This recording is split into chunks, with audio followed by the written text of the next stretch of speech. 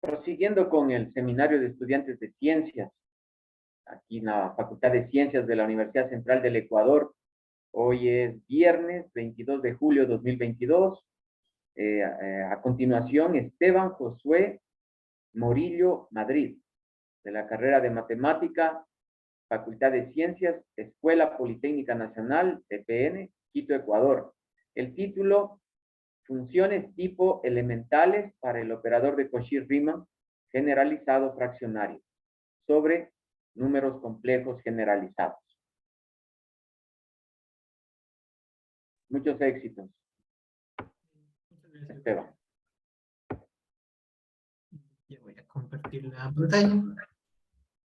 ¿Me confirman si es que se ve? Sí. Ya, perfecto. ¿Y si se me escucha también? Sí.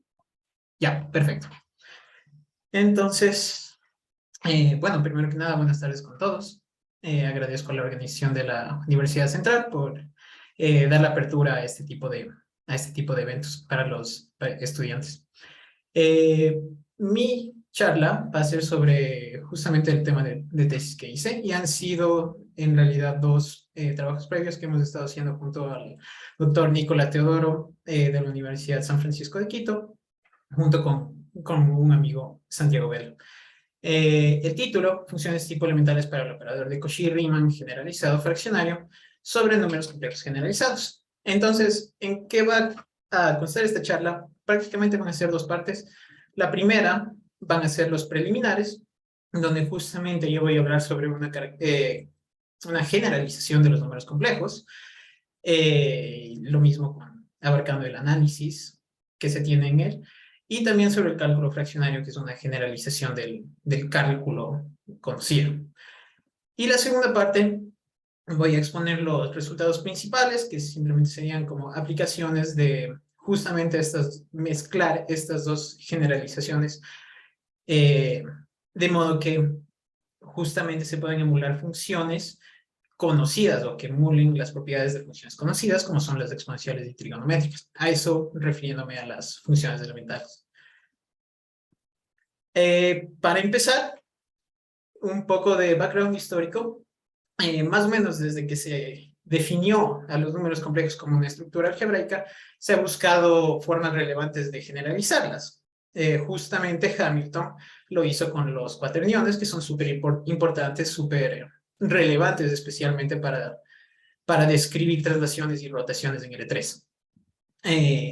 De esto, justamente se han ido buscando otro tipo de generalizaciones de los complejos. Y esto justamente es del área de las álgebras hipercomplejas o números hipercomplejos.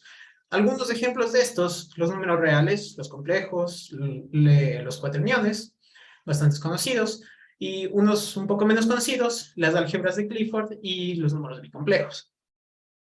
Entonces, igual, hacer análisis sobre estas álgebras es algo bastante nuevo, y especialmente en álgebras un poco nuevas, y mezclarlas con cálculo fraccionario es otra área de investigación que ahorita está en auge, por así decirlo.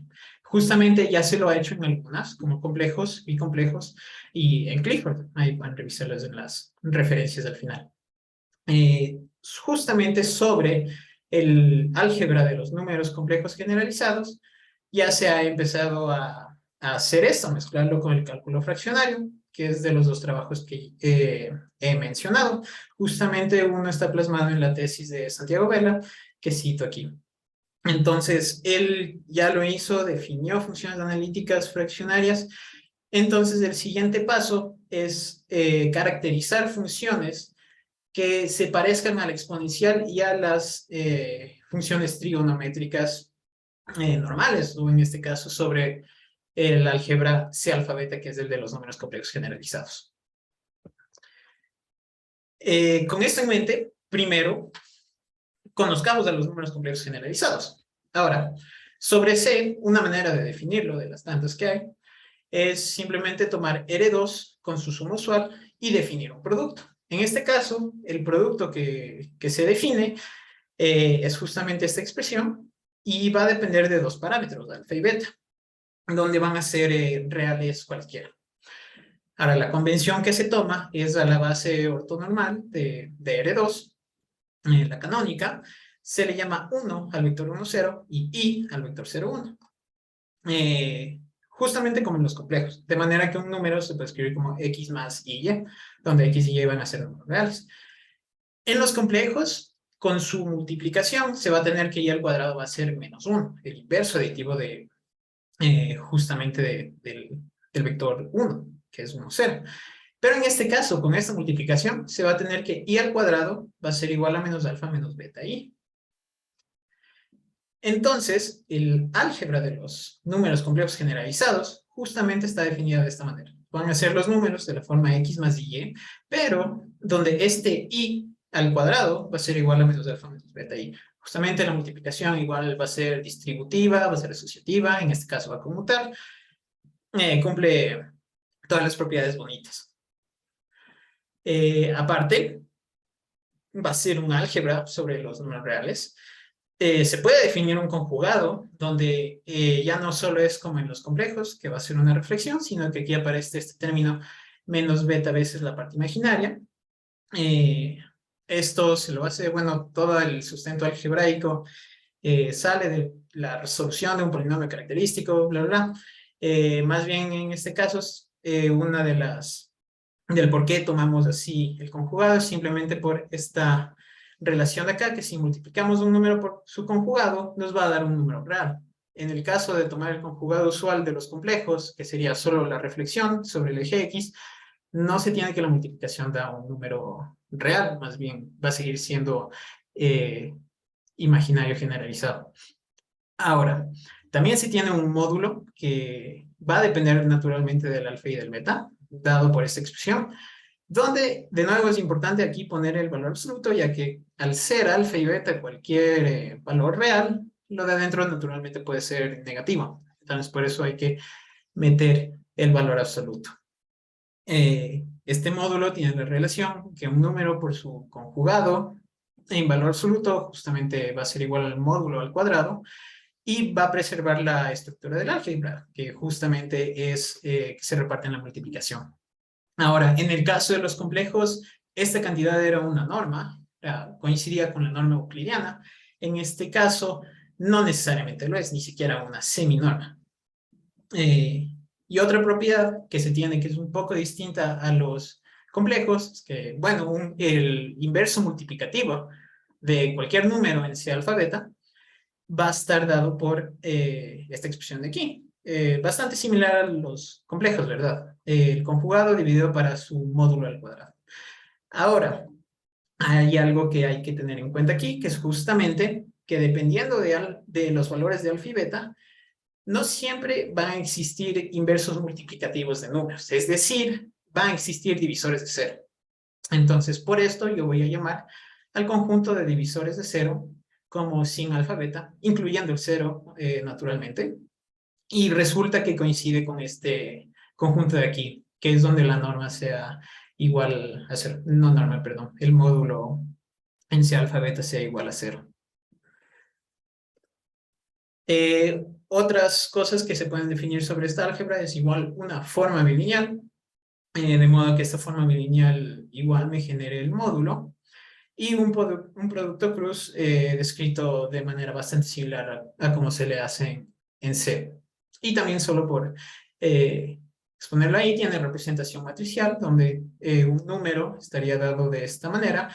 Este término de aquí justamente sería la representación matricial de la unidad imaginaria I en este caso. En el caso complejo coincide, y eso es importante mencionar, que todas estas propiedades en el caso complejo coinciden exactamente igual con sus contrapartes.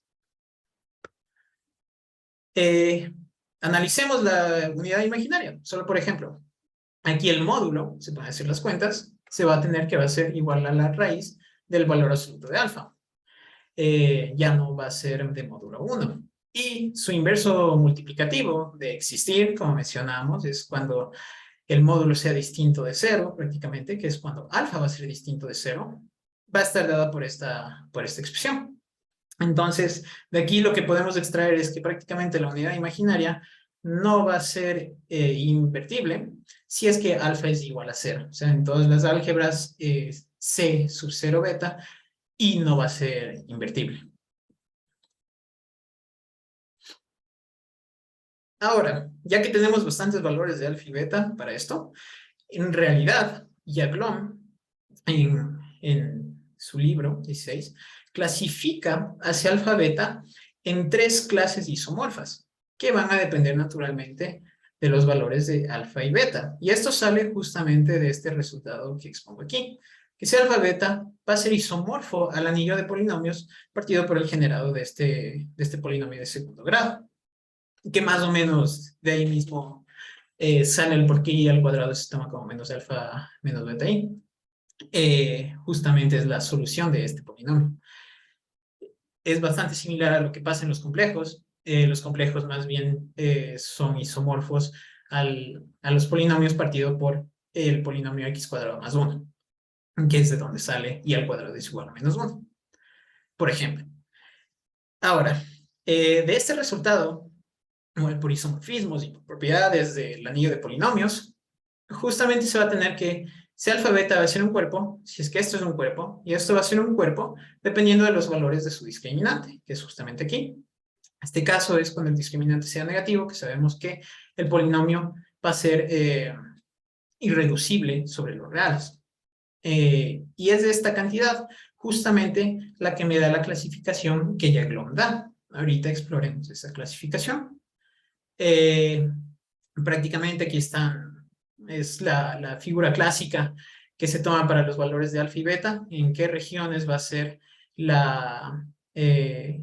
los números parabólicos, hiperbólicos y elípticos que justamente voy a presentar. Empezando con los números elípticos, va a ser cuando el discriminante, que depende de alfa y beta, sea menor que 0. En este caso, se van a llamar números elípticos, y lo interesante es que todos van a ser isomorfos de un caso base. En este, si alfa beta, para los valores de alfa beta que caen en este caso, va a ser isomorfo a C1, 0, que es el caso de los complejos. Por tanto, van a cumplir cosas bastante parecidas. El conjunto de elementos singulares, elementos no invertibles, prácticamente va a ser el 0. Es decir, aquí no existen divisores de 0. Y esta cantidad del módulo justamente es una norma. Ahora, ¿por qué el nombre de números elípticos? Y es simplemente por la forma que se da a la curva unitaria. La curva unitaria siendo el módulo de un número igual a 1. La esfera, si quieren verle de alguna manera así.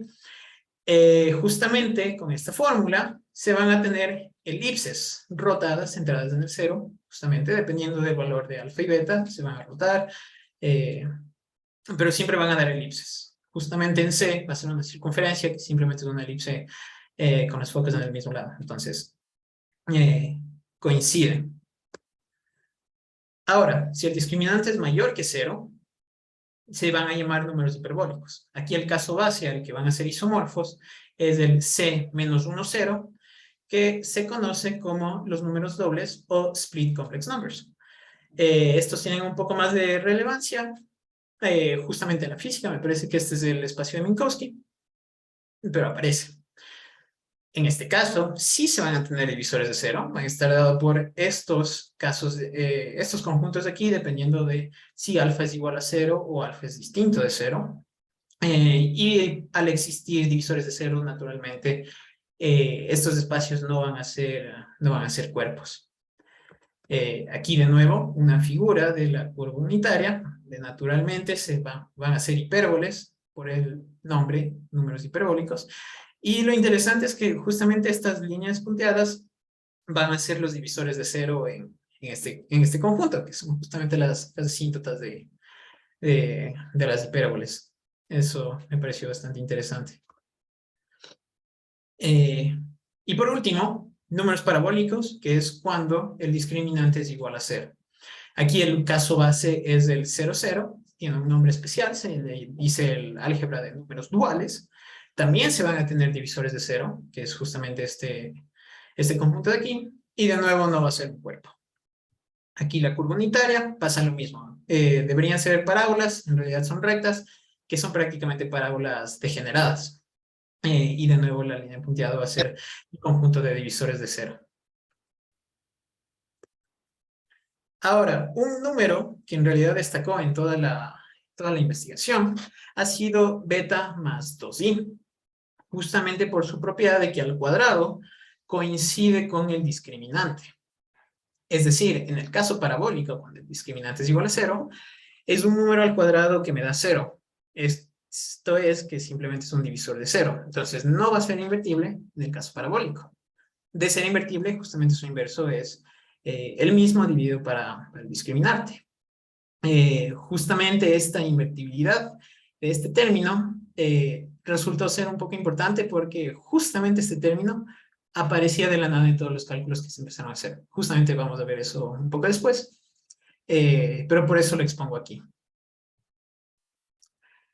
Ahora, Helstad y Gall presentan una geometría sobre ese alfa beta de manera que se tenga una forma polar, como se lo hacen los complejos. Recordemos que la forma polar en los complejos es en realidad bastante importante, facilita la multiplicación entre números, fórmula de Moivre, y justamente un número siempre va a poder escribirse de la manera de su módulo por e a la i teta, donde e a la i teta es la conocida coseno de su argumento más i veces seno de su argumento.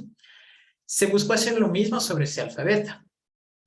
Aquí, para describirlo, primero se toma este número de alfa beta, la raíz del discriminante en valor absoluto sobre 2, cuando el discriminante es distinto de 0, y se define una función e a la i teta como coseno alfa beta más i veces seno alfa beta, donde estas funciones vienen dadas de esta manera. Dependen del alfa beta, es decir, del discriminante, en donde en el caso elíptico van a coincidir con senos y cosenos, tal vez como en el caso del coseno, una combinación de estos. En el caso hiperbólico va a ser lo mismo, pero con las funciones hiperbólicas, y en el caso parabólico van a ser simplemente rectas. ¿Cómo se ven esto? Aquí un poco de gráficos, como se verían, seno, coseno. Esto sería el caso elíptico, esto sería el caso hiperbólico, como ven son hipérbolas, y esto sería el caso parabólico, simplemente rectas.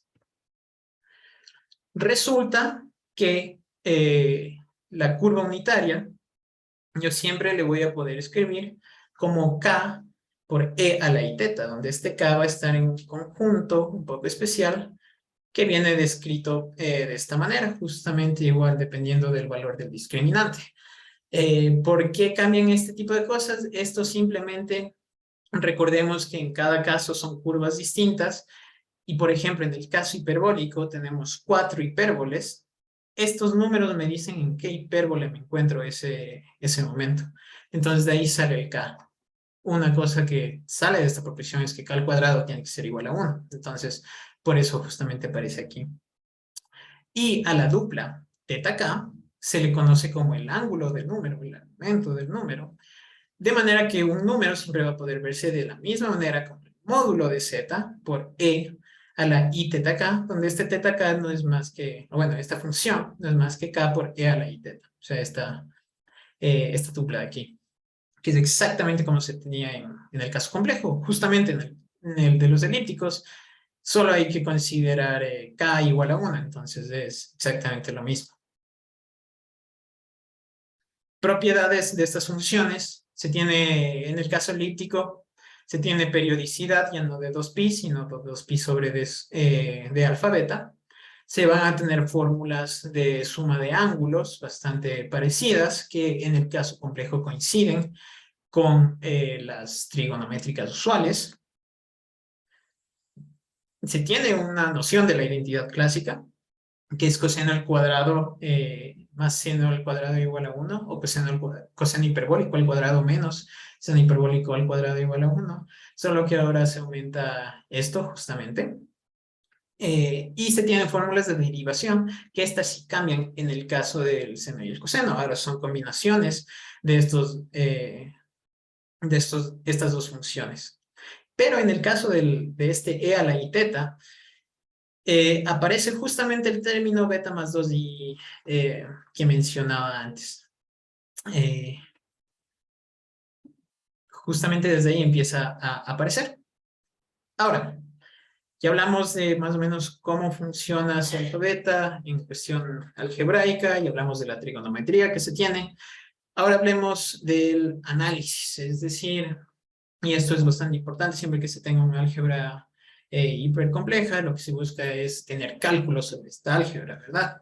Entonces tenemos que hablar de análisis. Para hablar de análisis tenemos que hablar de topología. Entonces, para facilitar las cosas, lo que usualmente se tiene es que se usa la misma topología del DRN en el que se esté trabajando. En el caso de ese alfabeta, sería la topología de R2, que viene dada por la norma euclidiana. Esta. Justamente, la definición va a ser la misma de convergencia, es decir, va a converger por la parte real, por la parte imaginaria. Y coincide en el caso elíptico con pedir que converja bajo el módulo. ¿Por qué no pasa en el hiperbólico y en el parabólico? Justamente porque hablar de cercanía con este módulo en esos casos no es tan factible. Pueden pensarlo de manera gráfica, haciéndole más chiquito de las parábolas. Hay puntos que serían cero, pero que no necesariamente están acercándose, por así decirlo. Sin embargo, sí hay maneras en las que se puede tomar topologías inducidas, en este caso, por el producto lineal, que también se lo describe en el libro de Fjellstad. Sin embargo, sigue usando una noción de bolas, con la bola usual, el disco, y más no solamente con este módulo. Ya, con eso tenemos que definir qué es la derivada de una función. Y la derivada viene de la misma manera. Una función que va de C alfabeta en C alfabeta sobre un conjunto abierto es diferenciable en un punto si es que este límite existe. Y el resultado de este límite justamente lo llamamos f' de z. Algo que se puede anotar, para que este límite tenga sentido, obviamente h debería ser invertible para poder hablar de división. No siempre se tiene, ya vimos los casos en los que no se tiene. Sin embargo, el límite, siempre vamos a poder tomar una dirección, que es la dirección real. Los reales están embedidos en C alfabeta, entonces siempre vamos a poder tomar una dirección real que va a existir. Entonces, por lo menos una dirección sí existe en este límite. Por un lado eso, de ahí si es que es diferenciable o si es que existe la derivada en una vecindad del punto, se va a decir que es analítica sobre ese punto, y si es que eso pasa en todos los puntos de omega, se va a decir que es analítica sobre todo omega. ¿Cómo se lo hacen complejos?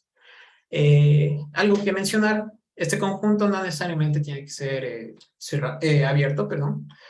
Más bien podemos considerar conjuntos cerrados, por ejemplo, un rectángulo, de esta forma, siempre y cuando exista una sucesión que converja a los puntos de la frontera. Eso se puede hacer. Justamente menciono este rectángulo porque va a ser de utilidad para la siguiente sección. Entonces, eso hay que recordar. Ahora, retornando un poco a las funciones analíticas, en complejos hay una caracterización bastante importante de las funciones analíticas, que es justamente esta.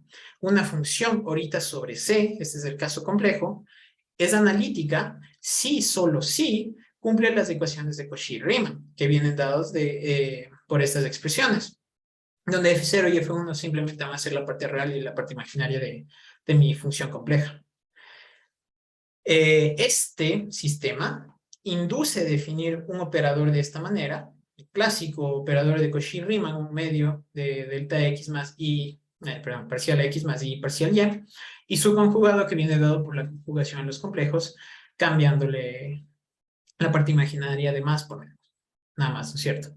De manera que se tiene que una función es analítica si solo si está en el kernel del operador de Cauchy-Riemann o aplicándole se hace cero.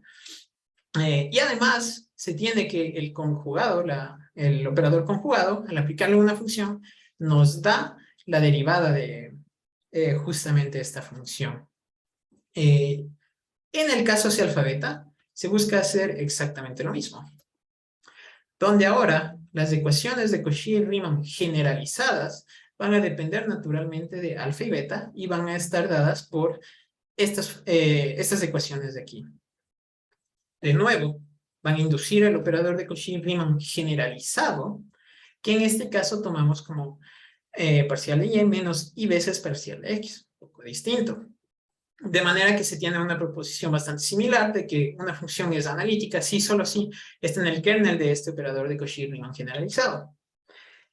Más aún, el conjugado va a estar dado por la conjugación en C alfa beta, va a salir de esta manera, y está probado aquí, justamente que aplicándole el conjugado a una función me va a dar la derivada, pero justamente más del beta más 2i que mencioné que aparecía en estas cosas. Justamente no va a ser exactamente las derivadas, se podría despejar, que es algo que más o menos se da después, pero para eso necesitamos que este término sea invertible. Ahora, ¿por qué tomo el operador de Cauchy-Riemann como parcial de y menos y veces parcial de x y no de la forma usual? Y lo que pasa es que el clásico, el de los complejos de x más y de y, no es, no caracteriza funciones analíticas en el caso general. Justamente se tiene el ejemplo, la función identidad, polinomio de grado 1. Si le aplico el operador usual, pero ahora considerando i al cuadrado igual a menos alfa menos beta i, se tiene esta expresión, que como vemos no es cero para todos los valores. En el caso hiperbólico, en el caso base, que sería con beta 0 y alfa menos 1, esto va a ser igual a 1. Sin embargo, esto es un polinomio, y el polinomio es analítico, en realidad ustedes pueden hacer los cálculos, o si no, ver en mi tesis está hecho los cálculos un poco más a fondo. La función sí cumple con las ecuaciones de Cauchy-Riemann generalizadas, y por tanto tiene que ser analítica, pero con este operador no se hace cero. Es por eso que justamente se utiliza el otro operador. Pero ahora, ¿qué relación tiene con el caso clásico? Es justamente que en el caso complejo, cuando alfa es igual a 1 y beta es igual a 0, se tiene que el operador de Cauchy-Riemann es menos y veces el clásico, por así decirlo. Y este sí preserva la analiticidad justamente por lo que y es invertible. Entonces, sí coinciden, por eso elegimos el otro. Justamente el otro está definido para todos los casos de los complejos generalizados. Y por último, para presentar cómo se ve la exponencial en este espacio, justamente se tiene este teorema, que e a la z, esta función, se puede ver como el límite clásico 1 más z sobre n, todo eso elevado a la n. Y un poco más descomponiéndole, e a la z puede verse como e a la x menos beta medios y por e a la y, donde este e a la y es justamente la forma polar que habíamos visto. Como se demostró, no quiero entrar mucho en detalle, pero para el caso hiperbólico, en sí lo que se hace es coger un cambio de base de manera que se cumplan estas tres cosas, una base idempotente, justamente que al realizar los cálculos nos queda esto y al tomar el límite nos van a quedar las expresiones, como estamos en el caso hiperbólico, de las funciones hiperbólicas, seno hiperbólico y coseno hiperbólico. Y se rescata esta ecuación. Para parabólicos y elípticos sucede haciendo algo similar. Y como es una exponencial, debería cumplir las propiedades de exponencial, debe ser analítica, debe repartirse en suma de exponentes, y justamente al aplicarle el conjugado nos va a dar beta más 2i por e a la z. Es decir, prácticamente como que la derivada de e a la z es de e a la z misma. Ahora, les voy a contar sobre el cálculo fraccionario, que es la otra generalización que se usó justamente en el trabajo. Y aquí igual solo va a ser de manera introductoria, para dar un background histórico. Esto nació de las ideas cuando Leibniz y L'Hopital estaban conversando de cómo se vería una derivada de orden medio de x, en realidad de cualquier función, y de ahí se ha ido desarrollando de manera progresiva. En los últimos años, esto justamente ganó un poco de popularidad, ya que ha sido bastante útil en la aplicación de diversas ramas de la ciencia, Y hay bastantes maneras para abordar esto. Justamente menciono 3 de ellas, que son las de Grunwald-Letnikov, Riemann-Liouville y Caputo. En mi trabajo nos centramos simplemente en las de Riemann-Liouville. Ahora, ¿cómo se da una integral fraccionaria? Primero, recordemos la fórmula integral de Cauchy para integrales iteradas. Justamente viene dada por esta expresión, o reemplazando con la función gamma, que en los enteros nos da justamente una relación con el factorial. Notemos que en esta fórmula yo puedo cambiar el n por un número real positivo cualquiera en realidad, y eso es justamente lo que se hace para definir la integral. Es la misma expresión, solo cambiado el n por un nu, que se le llama el orden fraccionario. Aquí la función tiene que ser, bueno, va a estar en L1 y es justamente para que el operador esté bien definido y para poder caracterizar en dónde cae la función al integrarle. Se puede relajar, es simplemente que lo de dentro sea Riemann integrable, entonces eso es lo de menos. No me voy a meter mucho con los espacios funcionales, para todo eso pueden verlo un poquito más a fondo en los libros. Ahora, cuando no es igual a 0, se fija como el operador identidad, y como mencioné, cuando la función está en L1, la imagen también va a caer en L1. Algunas propiedades es que conmutan, van a entrar y salir de límites, en el caso de tener una sucesión de funciones uniformemente convergentes, y también van a converger a un orden si es que se toma una sucesión de órdenes, por así decirlo. Para la derivada fraccionaria se hace algo súper similar y se acuerda de esta relación que se tiene para derivadas de orden entero. Justamente que derivada de n es una derivada a la m por la integral de m menos n. De nuevo, el n yo le puedo cambiar por un número real positivo ahorita, ya que tenemos la noción de integral fraccionaria. Entonces, eso impulsa a definirlo de esta manera, un poco más visual en fórmula, de esta manera, a la derivada fraccionaria en el sentido de Riemann-Liouville. Aquí el S va a ser tomado como el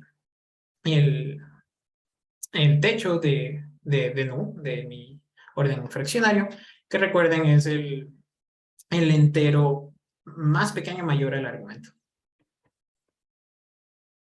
Propiedades, de nuevo se fija como la identidad cuando nu es igual a 0. Para una función en el espacio de ACS, que es el de funciones absolutamente continuas con derivadas absolutamente continuas, se va a tener que el operador está bien definido y su imagen cae en LP. P está entre estos parámetros. Coincide con la derivada entera, si es que se toma un orden entero. Y algo interesante que no pasa es que no conmutan cuando se aplican dos operadores de distintos órdenes. Para conmutar, justamente tienen que hacerse 0. La función tiene que hacerse 0 en el punto inicial del intervalo. Para todas las derivadas en realidad, hasta este P que está dado por el máximo de los techos de los órdenes. Eso para tener en cuenta. También, como en la integral, puede entrar y salir de límites de sucesiones de funciones uniformemente convergentes, y el kernel está dado por funciones de esta forma. Eso es bastante interesante y hago hincapié con el siguiente ejemplo. Para una función polinómica, por ejemplo, pueden hacer los cálculos. La integral y la derivada fraccionaria vienen dado por esto. Tomando mu como 0, se va a obtener la función 1, constante, pero reemplazando el mu igual a 0 acá, vamos a poder ver que nos va a seguir quedando una expresión que depende del x. Es decir, las constantes no se hacen 0 al aplicarles la derivada fraccionaria en el sentido de Riemann-Liouville. Y eso es un poco novedoso en el caso de estos nuevos sentidos de derivación. Bueno, para finalizar esta sección, una función importante para la derivada fraccionaria es justamente la función de Mittag-Leffler, en este caso de 2 parámetros, definida de esta manera. Justamente es una serie de potencias, en realidad va a ser convergente sobre todo C y también sobre C alfa beta, ya que tienen la misma topología. Para valores en específico de los parámetros U y B se obtienen funciones conocidas. En el caso primero se obtiene la exponencial compleja, que es por eso que se le llama como la generalización de la exponencial en el caso fraccionario. Y son especiales justamente porque aparecen como funciones propias del operador derivada fraccionaria, junto con este polinomio de aquí. Eso es algo importante, ya que nos da una noción para poder caracterizar una exponencial sobre C alfa beta. Ahora, entremos en la siguiente sección, que es justamente los resultados principales de la tesis. Primero, lo que se hace es mezclar estas dos cosas. ¿Cómo? Reemplazando las derivadas enteras por derivadas fraccionarias en el sentido de Riemann-Liouville. Esto ya se lo ha hecho, en realidad, en otras álgebras sobre los complejos, sobre los bicomplejos, y ya se lo hizo para C alfa beta. Inclusive se caracterizaron una familia de polinomios que ahora son fraccionarios y son en realidad generalizaciones de esta familia z a la m sobre m factorial. Lo que yo voy a hacer es caracterizar funciones que actúen como generalizaciones de la exponencial y la trigonométrica. Entonces, empezamos primero dando una noción de qué es fraccionario analíticas sobre C alfa beta. Simplemente al operador de Cauchy-Riemann generalizado, reemplazamos las derivadas ordinarias por derivadas fraccionarias, y ese va a ser nuestro operador de Cauchy-Riemann generalizado fraccionario. Lo mismo el conjugado va a estar dado por el conjugado de C alfa beta. Y decimos que una función es fraccionaria analítica o no fraccionaria C alfa beta analítica, si es que es necesario especificar sobre dónde se está tomando la función y el orden de derivación, si es que está en el kernel de este operador de Cauchy-Riemann generalizado fraccionario. Este igual induce las ecuaciones de Cauchy-Riemann generalizadas fraccionarias y vienen dadas de la misma forma, solo cambiadas por derivadas fraccionarias. Ahora, para caracterizar las funciones, vamos a necesitar de estos polinomios. Justamente, el phi es tomado de manera que su derivada me da otro elemento de la misma familia, solo que un grado menos, si es que quieren verlo de esa manera. Un poco como la generalización de x a la m sobre m factorial. Con esto, para la función tipo exponencial, podemos ver que la derivada fraccionaria de esta expresión de aquí, donde interviene el phi y el psi, junto con la función de Mittag-Leffler, resulta ser un valor propio de la derivada, una función propia de la derivada. La idea en realidad de la demostración es bastante fácil. La cosa es darse cuenta que esto es igual a esta serie de potencias, y por la propiedad de que la derivada puede entrar y salir de límites, va a poder entrar en la serie, y de ahí es solo hacer cálculos y simplificar cosas.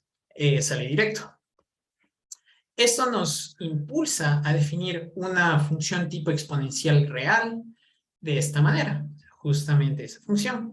Y para la exponencial, la función tipo exponencial fraccionaria, lo que hacemos es pensar en e a la x por e a la y, y definimos la exponencial fraccionaria de esa manera. Esta exponencial real por la misma, pero ahora con un i.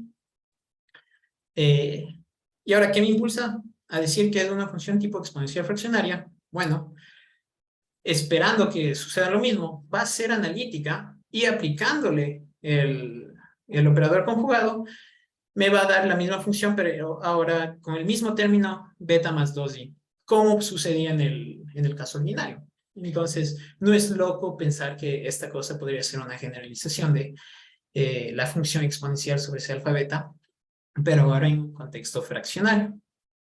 La demostración de eso en realidad es bastante fácil. Simplemente es hacer las cuentas, aplicar el operador. Y bueno, si es que se le quiere ver un poco más clásico, lo que tendríamos que hacer es tomar un nuevo operador que sea una dilatación del operador ya conocido, donde estaría dilatado por beta más 2i sobre el discriminante. Lo malo es que en este caso vamos a estar excluyendo al caso parabólico. Sin embargo, de aquí en adelante vamos a estar considerando este operador siempre que tengamos que hacer algo función de analiticidad. Y bueno, en el caso, como esto es invertible, también las funciones analíticas van a ser las mismas para cualquiera de los dos operadores, no cambia nada. Ya.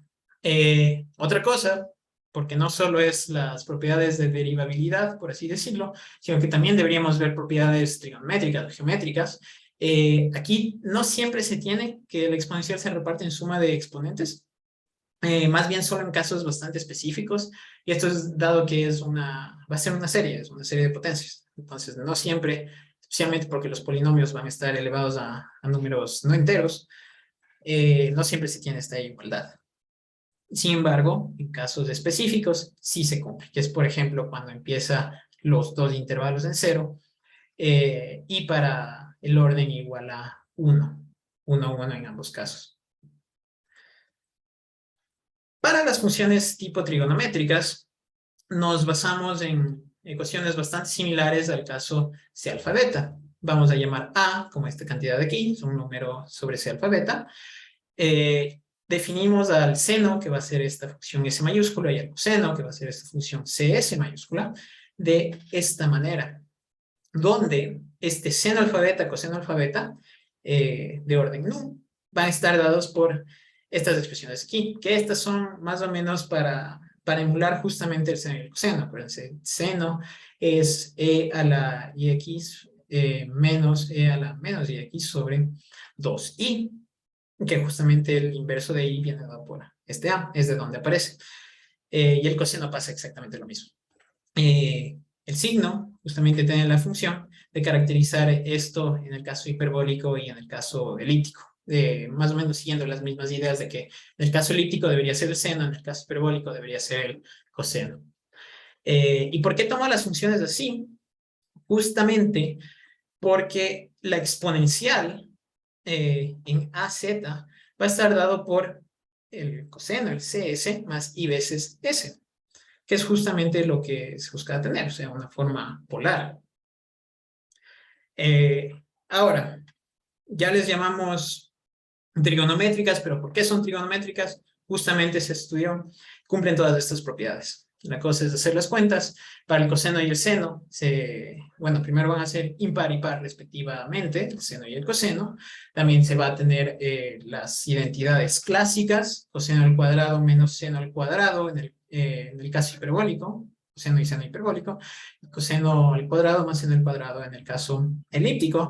Sin embargo, ahorita van a estar justamente el resultado va a ser la multiplicación entre estas dos exponenciales, que no necesariamente se suman. En el caso base, cuando no es 1, 1 y justamente se considera el orden como 1, 1, sí se va a tener justamente, se suma. Se tiene exactamente la misma, podemos, era coseno al cuadrado menos beta seno coseno más alfa seno al cuadrado. Igual pasaba lo mismo, tenía que ser igual a 1, sin embargo aquí no se tiene, pero en el caso límite sí se va a cumplir. Y aparte se tienen las que van a ser analíticas, justamente por lo que la exponencial es analítica, y van a cumplir estas reglas de derivación. Seno va a ser coseno, el coseno va a ser menos seno o simplemente seno, dependiendo si es el tradicional o el hiperbólico. Y para el S y el CS van a ser igual combinaciones de estos mismos como se esperaba, o bueno, como se vio en el caso ordinario, y era lo que se esperaba que iba a pasar. Y ya, eso eran simplemente los resultados que se ven en la tesis, y de aquí quiero mostrar un poquito de aplicaciones. En realidad no voy a entrar mucho fondo. Se puede definir un laplaciano fraccionario justamente de esta manera, que es una generalización, es pensando en esta factorización del laplaciano por el operador de Cauchy-Riemann por su conjugado, como es lo que pasa en los números complejos. Obviamente se tiene que pedir un poco de regularidad sobre la función para que estos operadores se conmuten, pero se va a decir que una función es armónica fraccionaria si es que justamente se hace cero para este operador, el laplaciano fraccionario sobre C alfa beta. ¿Por qué es importante esto? Pues vamos a tener en sí que cualquier función analítica va a ser armónica también, que es lo que pasa en los complejos. Y un poquito, bueno, es natural que las combinaciones lineales van a ser igual fraccionarias armónicas. Sin embargo, un poco más vistoso es verle como las combinaciones lineales del coseno y el seno fraccionarios eh, van a ser justamente solución de este laplaciano fraccionario, de esta ecuación diferencial fraccionaria sobre C alfa beta, que en este caso sería homogénea. Y otra cosa en la que hemos estado trabajando en realidad ha sido en pensar en un gradiente fraccionario generalizado. Igual, pensando como en el gradiente en el caso de los complejos, que simplemente sería verle a la derivada en su forma matricial, o en su forma de R2, que es como lo que se tiene aquí prácticamente. Se puede definir el gradiente de una función como esta función de aquí coincide justamente con el gradiente de los complejos. Y bueno, aquí entra la forma bilineal y el producto cruz que mencioné al inicio. Cuando tenemos gradiente, lo que uno puede pensar es en divergencia y en el rotacional, definidos a partir de la forma bilineal y del producto cruz, que bueno, en los complejos no era forma bilineal, sino más bien era un producto interno. Aquí se puede definir de la misma manera para alfa beta, que viene dado por estos dos términos, y logramos probar que, bueno, un resultado bastante clásico, que una función va a ser analítica sobre C alfa beta si solo si su divergencia y su rotacional es cero. Y la idea es expandir esto al caso fraccionario, donde justamente sucede lo mismo. No pongo la demostración, todos estos resultados son un poco nuevos, entonces tampoco puedo meterme muy a fondo en esto. Y bueno, para finalizar un poco de trabajo futuro, para no perder esta idea del gradiente, algo que no hemos pensado es justamente la interpretación física del gradiente peor en un gradiente fraccionario. Se pensó en C alfa beta porque de aquí ya se tiene el que, justamente en el caso complejo, ya se va a tener todo. Si se tiene en lo general, se tiene en lo particular. Entonces, eso habría que pensarlo. Y otra cosa que sí cabe, yo lo veo importante mencionar, es que no definí el operador, o bueno, la exponencial fraccionaria, pensando en e a la x menos beta medios y por e a la y, como se le tenía en el caso ordinario. Y es justamente porque al aplicarle la derivada a esto, al tener que ambos operadores dependen de y, se tiene que usar regla de Leibniz, que en el caso ordinario sucede bien, pero en el caso fraccionario es horrible, tiene que ver con series de derivadas, de integrales y no siempre converge. Entonces, la expresión es una monstruosidad, entonces por eso no, por simplicidad no nos metemos con eso. Sin embargo, si es que se cumple, se podría dar pie a otro tipo de funciones trigonométricas, por ejemplo, igual definidas a partir de este exponencial. Y bueno, también se podría empezar a pensar sobre expansiones de series de Taylor fraccionarias, como también se tiene en el caso real. Y bueno, eso era todo lo que quería contar en mi exposición de hoy. Si quieren, aquí están las referencias de todos los libros, son bastantes, pero eh, con esto se tiene una buena idea para profundizar en en todos estos temas. Y muchísimas gracias de nuevo a la Universidad Central por dar la apertura a este tipo de charlas y estoy abierto a cualquier clase de pregunta o comentario que tenga. Gracias. Por favor, si alguien tiene alguna pregunta, algún comentario. Buenas tardes, yo tengo una consulta. Sí, Claro, dime. con mucho gusto, Susana. Buenas tardes, estimado estudiante. No sé si nos podría hablar sobre la relación de orden que hay ahorita en el campo de los números complejos, definiendo a i cuadrado como menos alfa menos i beta. ¿Se sigue manteniendo la relación de orden mayor o menor que? Y si ha hecho alguna aplicación con respecto a la integración sobre contornos. No te entendí la relación de orden, porque sobre los complejos hay una relación de orden, en realidad. Eh, Sí, Eh, usted definió a i cuadrado como menos alfa menos i beta. ajá.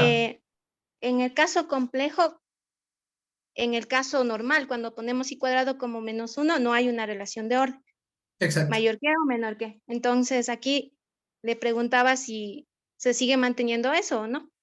Ah, claro, sí, tampoco habría una relación de orden. Justo por lo que estos siguen siendo puntos en el plano. O sea, el plano es el mismo plano complejo. Solo que he definido de manera distinta la multiplicación. Y en cuanto a la integrabilidad, tampoco no hemos hecho nada de eso, igual queda abierto. Sería bueno sacar, igual lo clásico es cuando tienes un álgebra hipercompleja, definir el cálculo, funciones analíticas, operador de Cauchy-Riemann, todo eso, y fórmula integral de Cauchy, en lo clásico. Entonces, claro, eso también debería conversarse sobre este álgebra. Sin embargo, no, nosotros no lo hemos hecho. Muchas gracias. ¿A ti? Hola, tenía otra consulta. Sí, dime. Primero felicitarte, tienes un excelente trabajo. Me gustaría leerlo con detalle porque está bastante interesante. Te quería hacer, bueno, al final mencionaste que algo natural es presentar una fórmula integral de Cauchy para ese operador generalizado de Dirac, ¿verdad? Perdón, de Cauchy-Riemann. Ajá. Mi pregunta también era acerca de esa conjugación que tú defines al inicio, que a partir de eso tú construyes todo, ¿no? ¿Esa tú la defines como tal o tiene algún interés de otro lado, sale de otro lado? Principalmente el interés es justamente que multiplicando un operador bueno, un número por su conjugado mismo, es que me dé un número real. Si es que tomo la conjugación misma de los complejos, ambas son involuciones, o sea, va a seguir siendo, por ejemplo, que el conjugado del conjugado va a seguir siendo el mismo. Sin embargo, al momento de multiplicar, no se tiene un número real, ahí va a seguir siendo un número complejo generalizado. Ahora, ¿de dónde salen los complejos? Y esto es un poco más metiéndose con las álgebras hipercomplejas, es que a partir de su forma matricial, sacando un polinomio característico, la conjugación y todas las conjugaciones principales van a ser soluciones de este polinomio característico. Y justamente esta conjugación es una solución a ese polinomio característico. Yo no me meto mucho con eso, por eso yo simplemente digo, esta es de la conjugación que se usa. Sin embargo, si es que quieres leerlo un poco más de eso, en el trabajo de mi amigo Santiago Vela, que pueden conseguirlo en la biblioteca de la EPN, él sí se mete con la parte algebraica justamente de las álgebras hipercomplejas y explica un poco más a fondo de dónde sale la conjugación de estos números. Perfecto. O sea, en resumen se tiene que, quieres tener esa propiedad de tener que el producto de Z con Z conjugado te lleva a definir por ahí una especie de norma al cuadrado, ¿verdad? En la norma que tú Sí. defines ahí con alfa beta, ¿verdad? Ajá, el módulo. Exactamente. Sí. Bueno, muchas gracias por tu trabajo. También una última consulta era si hay trabajo acerca de una generalización de este tipo en el caso de los cuaterniones.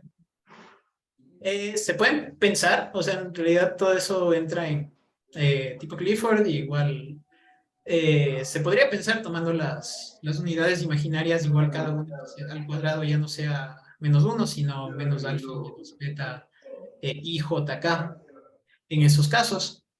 Y se podría pensar en realidad todo eso entra como álgebras tipo Clifford. Yo no he visto mucho de eso en realidad. Sí es un campo bastante abierto. O sea, las álgebras hipercomplejas, si quieres, es como un árbol y cada ramita es todos los diferentes números que se tienen. Entonces, cuaterniones, pueden haber mezclas de esto, Clifford, bicomplejos y todo. Bueno, No, muy bien, sí, muchas sí. gracias, Esteban. Ya, Muchas gracias, mucho gusto. dale, igual. Muy bien, muchas gracias, Esteban. Y entonces esperamos unos minutitos hasta la próxima exposición. Gracias nuevamente, Esteban. Muchas gracias.